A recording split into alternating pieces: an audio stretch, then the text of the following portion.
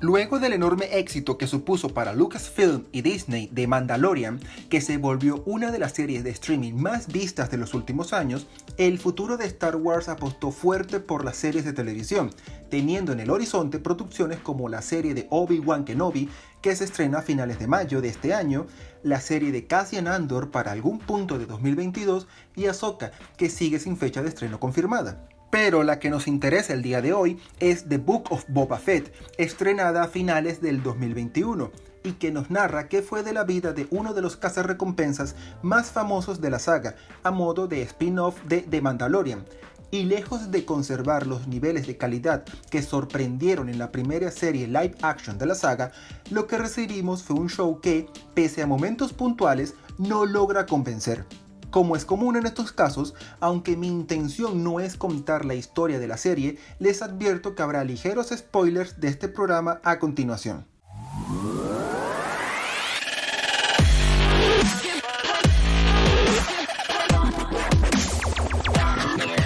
The Book of Boba Fett se ubica poco después de los eventos de la segunda temporada de The Mandalorian, donde su escena post-créditos nos mostraba cómo Boba Fett llegaba a Tatooine con la intención de reclamar para sí los territorios de Jabba the Hutt. De esta forma, el show nos muestra cómo él y Fennec Shand buscan hacerse con el control del mundo criminal de este planeta icónico para la saga, convirtiéndose en el nuevo Daimyo de Tatooine, teniendo que ajustarse a su nuevo cargo al tiempo que se enfrenta a quienes quieren quitarle su nuevo poder. Normalmente me gusta comenzar hablando de lo bueno que ofrece una serie, pero eso se hace imposible en este caso, ya que sus problemas inician con la misma sinopsis. Pese a que se había dicho en una entrevista que este show actuaría como una especie de continuación a The Mandalorian, la realidad es que se vendió como una historia centrada en el personaje de Boba Fett, volviéndose el nuevo jefe criminal de Tatooine, y esto es precisamente lo que menos toca la serie. El programa se divide en tres grandes arcos. La primera, una historia ubicada en el pasado que nos narra cómo Boba Fett sobrevivió a los eventos del retorno del Jedi. El presente, con él volviéndose jefe criminal, y lo que a efectos prácticos es Mandalorian temporada 2.5 con Din Djarin y el ya famoso Grogu, Baby Yoda para los amigos. El primero que destaca es la historia en el pasado, donde pese a caer en todos los clichés de películas del viejo oeste, del hombre blanco viviendo con nativos americanos pero con Boba Fett y los Tusken en esos papeles, nos ofrece una historia simple pero efectiva de cómo Boba Fett cambia su modo de ver la vida para ser más honorable y buscar ayudar a la gente de Tatooine, pudiendo haberse hecho toda una serie, libro o cómic centrado solo en esta historia. A esto le sigue Mandalorian temporada 2.5, donde vemos qué fue de la vida de Din Djarin, cómo empieza a practicar con el sable oscuro y qué sucedió con Grogu al iniciar su entrenamiento Jedi. Esta parte es sin duda lo mejor de la serie, ya que, pese a que Dave Filoni exagera con el fanservice y la nostalgia en su episodio, es la parte que no solo está mejor hecha de todo el programa, sino la que más conexiones tiene con la saga y que más respuestas y dudas deja con respecto al futuro de la misma. Lo malo es que, pese a que estas dos partes son buenas, se supone que la serie es de Boba Fett queriendo ser el jefe criminal de Tatooine, y aquí la historia se queda corta en todos los sentidos.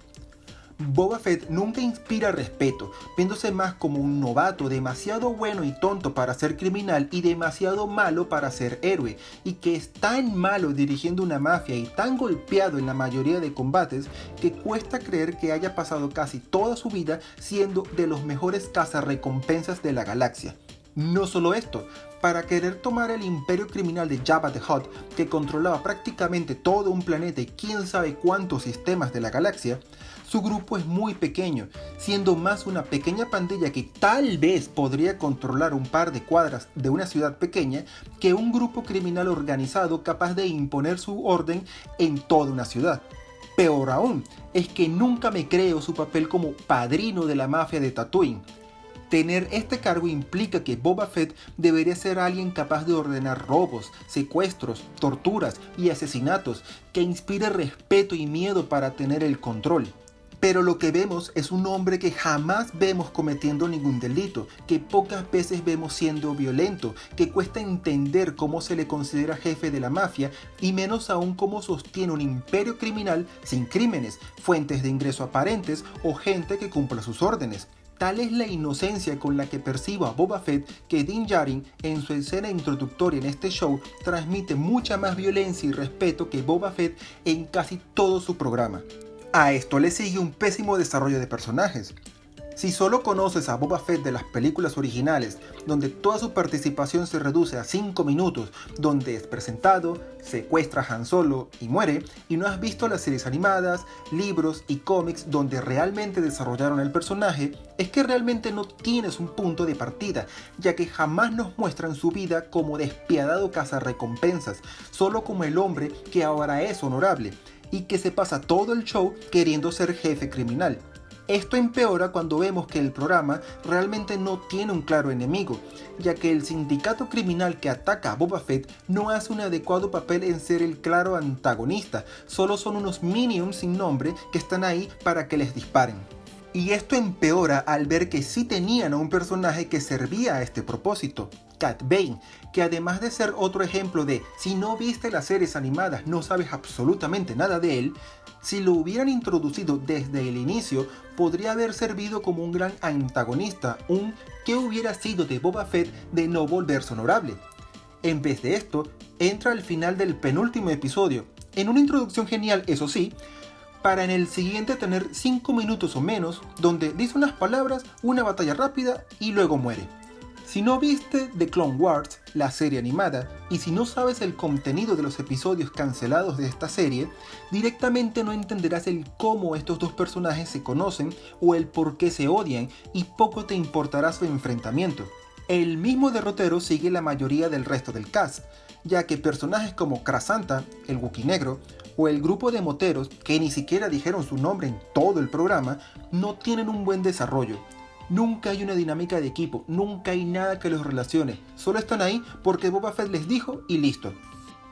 Por ejemplo, ¿por qué los moteros adoran las partes cibernéticas? ¿Cómo hacen para pagar estas partes cyborg? ¿Por qué no están en Coruscant, donde sus cuerpos cibernéticos y ropa y vehículos tiene más sentido? ¿Por qué usan motos coloridas y partes cyborg costosas en un planeta pobre como Tatooine? ¿Por qué deciden seguir a un cazarrecompensas que quiere ser jefe criminal? ¿Por qué deciden arriesgar sus vidas por él? Nada de esto se explica y muchas de estas dudas son vitales para que yo me crea que pasan de apenas conocer a Boba Fett a jurarle lealtad y dar sus vidas por él. Pero lo peor viene precisamente por el mejor momento de toda la serie.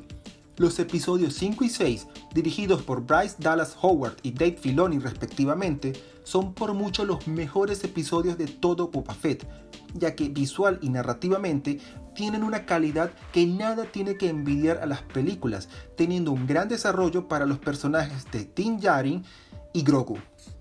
Lo malo es que su historia no tiene absolutamente nada que ver con la trama central de The Book of Boba Fett y representan casi 2 episodios completos donde la historia de esta serie toma una pausa para narrar eventos que deberían haber sido el inicio y el clímax de la tercera temporada de The Mandalorian.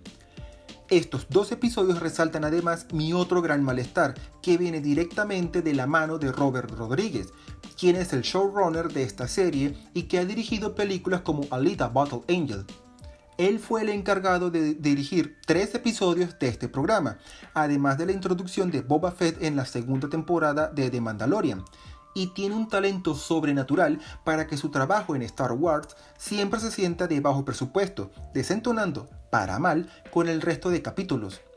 Los momentos donde todo parece más barato, menos coordinado, menos espectacular y donde más cosas sin sentido suceden y que me sacan de la inmersión son precisamente en sus episodios, haciendo que no entienda cómo el fantástico episodio 5, tan bien filmado y que en un solo capítulo presenta tan bien la trama de Din Djarin, luego de la segunda temporada de The Mandalorian, es el mismo programa que nos dio episodios que se sienten tan mal como el episodio final.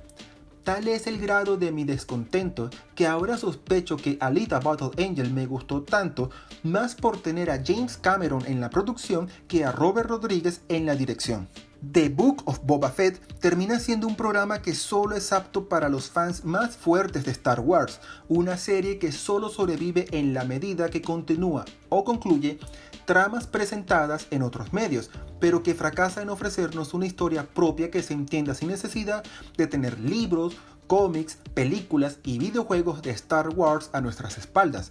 En este sentido, no se acerca ni de chiste a lo que hizo Mandalorian, que nos presentó una trama que se entendía bien por sí misma al tiempo que ofrecía una buena cantidad de referencias y fanservice para el fanático de Star Wars. Mi recomendación: si amaste Mandalorian, ve los episodios 5 y 6, tal vez el 7 de este programa, que son necesarios para entender bien de Mandalorian temporada 3, ya que el resto se resume en "y Boba Fett ahora manda en Tatooine" y poco más. Espero que les haya gustado mi video del día de hoy, donde quise compartirles mi malestar con The Book of Boba Fett, que pese a Mandalorian temporada 2.5, que me encantó, siento que fue un desperdicio de serie. No olviden dejar algún comentario, que me interesa mucho saber su opinión, así como hacer clic en me gusta, en suscribirte o en la campanita, ya que no solo recibirás más videos míos en el futuro, sino que me apoyarías para alimentar el algoritmo de YouTube y hacer crecer el canal. Agradeciendo todo el apoyo que me brindan, les deseo un buen día y hasta pronto.